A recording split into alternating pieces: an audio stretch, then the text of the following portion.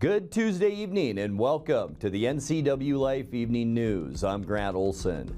Here are a few of the stories we have coming up for you tonight. Chelan County's Veterans Service Officer is leaving to take a State Department of Veterans Affairs job. We'll tell you about that. 3 Wenatchee artists have been selected to mark the 100th anniversary of the Ellensburg Rodeo with a commemorative mural project. In weather, our temperatures are warming up this week and especially this Memorial Day weekend.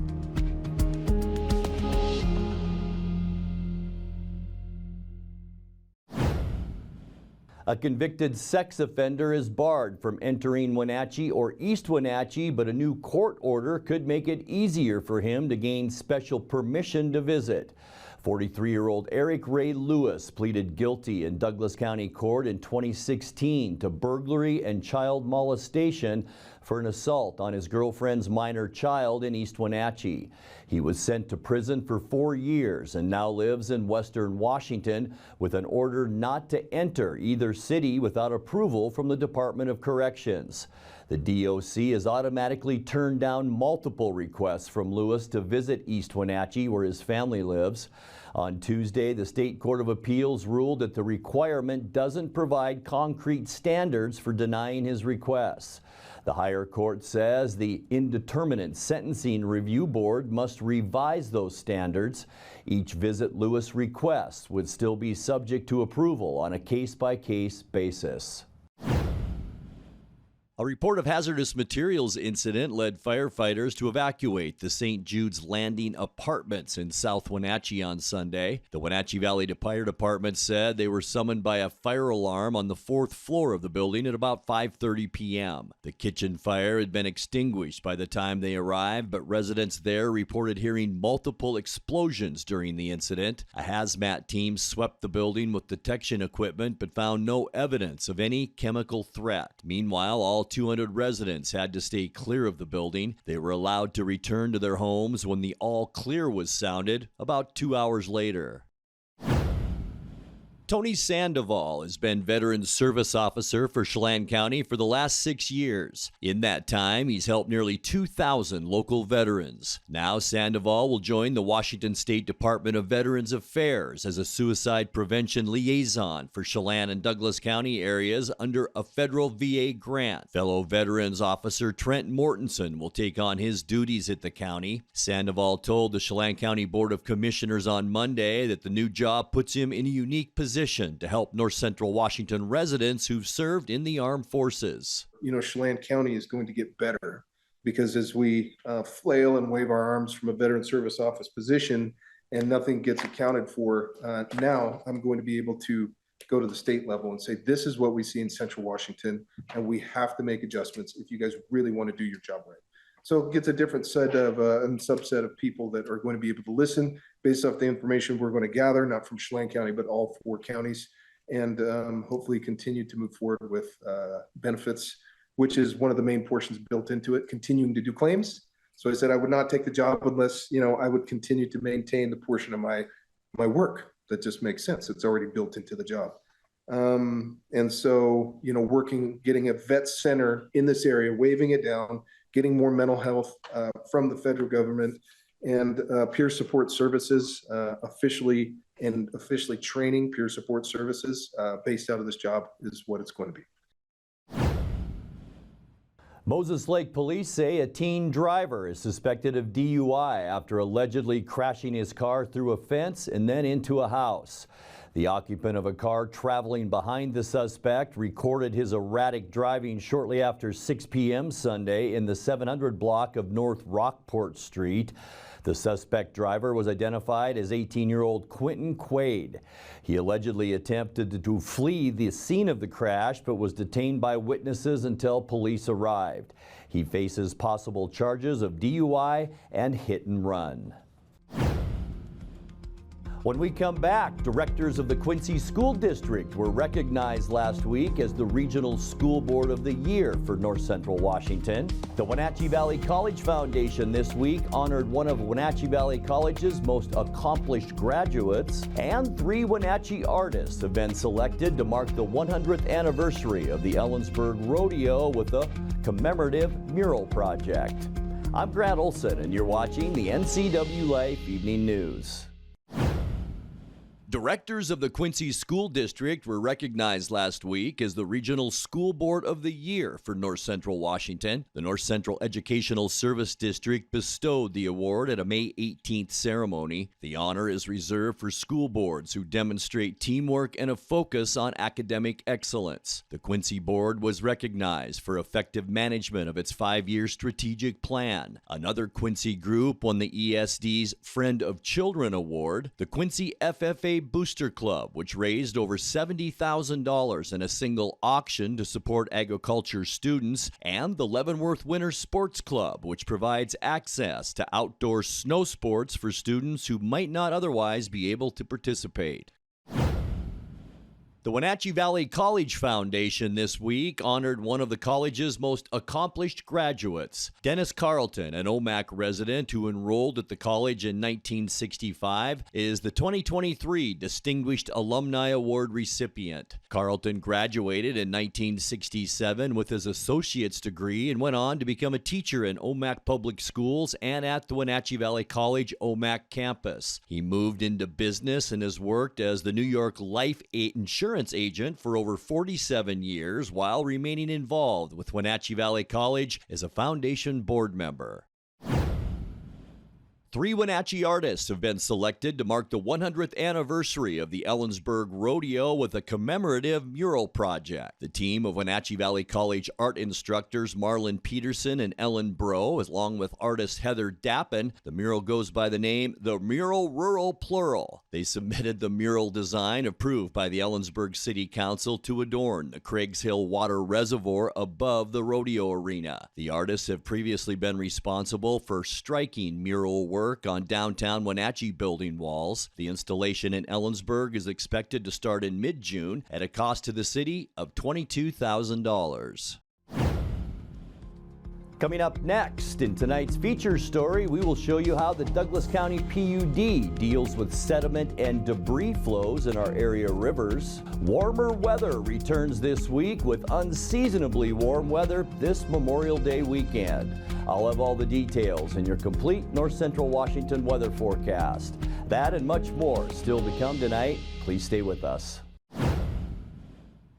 For hydropower managers, sediment and debris flowing into the Columbia can create a real headache.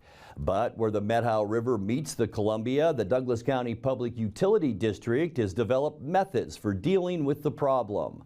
In tonight's feature story, the PUD illustrates some of these methods in this video for river users.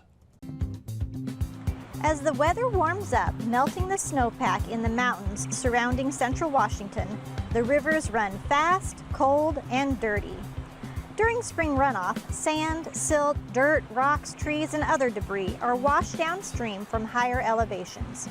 As the fast-moving Methow River meets the slower-running Columbia River, those sediments are dropped at the confluence of the two rivers, causing a buildup, or delta, which is detrimental to recreation and navigation. When certain conditions align in the spring, Douglas PUD uses the runoff to scour the river of deposited debris out into the Columbia River, where it's dispersed to a larger, deeper location. Hi, I'm Megan Vibbert, Public Information Officer for Douglas PUD. To effectively use the high runoff flows, Douglas PUD installed 4 groins or rock jetties along the south shore of the Methow River near Pateros. Built in the late 1980s, this groin system has proved successful over the years. Douglas PUD rebuilt each of the groins in 2015 to extend their useful life. During normal conditions, the groins are underwater, not visible, and not impacting the river. However, by lowering the Wells Reservoir in the Columbia River about 8 feet to around 772 feet above sea level, the groins divert the fast-moving runoff to scour out the accumulated sediment. In order to achieve successful erosion of buildup, there needs to be sustained high flows over several days. We understand this low reservoir event can be inconvenient to Wells Reservoir users. Some trails and shorelines close, and Douglas PUD staff and other agencies use these opportunities to do environmental studies. We appreciate your patience whenever we work to improve the recreation and navigation of our important waterways.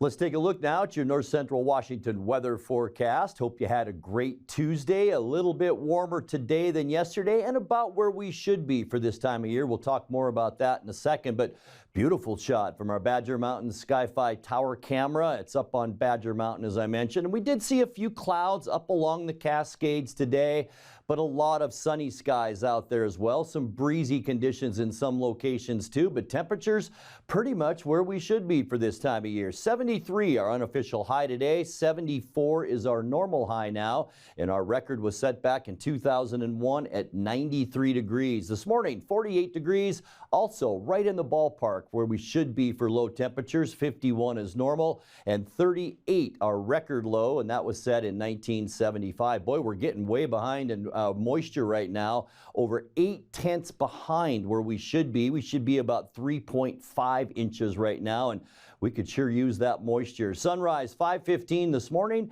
and sun sets tonight at 8:40. Let's take a look at what we can expect as we get into Hump Day Wednesday, and things will slowly begin to warm up as we get into the end of the week, and then especially by the weekend.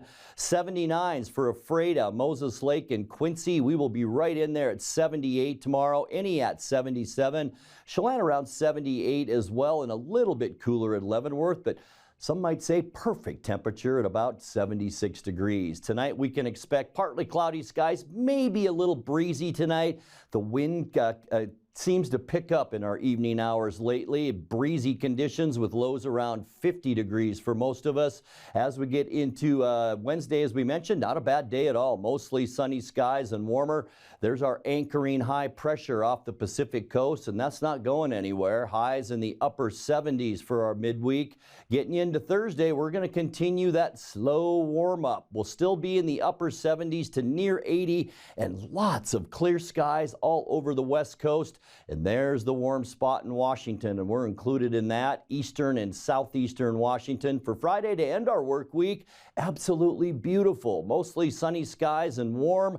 We'll see high temperatures creeping into those lower 80s as we get you into Friday. So yeah, we are going to warm up quite a bit above where we should be for this time of year as we get into the Memorial Day weekend. Mostly sunny on Saturday. Going to stay fairly warm too, with highs to kick off our weekend in the low to mid 80s. And then for Sunday, going to be nice again. Partly cloudy skies. There is an area of low pressure that will bring a few clouds our way on Sunday. You can see just scattered around the state. So that'll keep us just a little cooler on Sunday into the upper 70s. And then for your Memorial Day Monday, if you have the day off, boy, get out there and enjoy it. Lots of clear skies all over the west coast once again.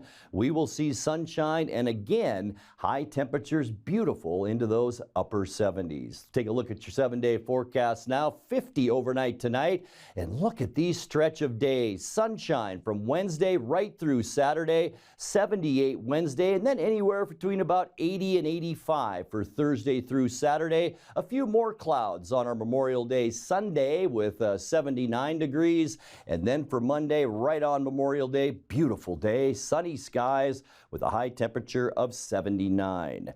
And that's a look at your local weather forecast. Coming up next, tonight's sports report with Eric Granstrom and more as the NCWLIFE Evening News continues right after this.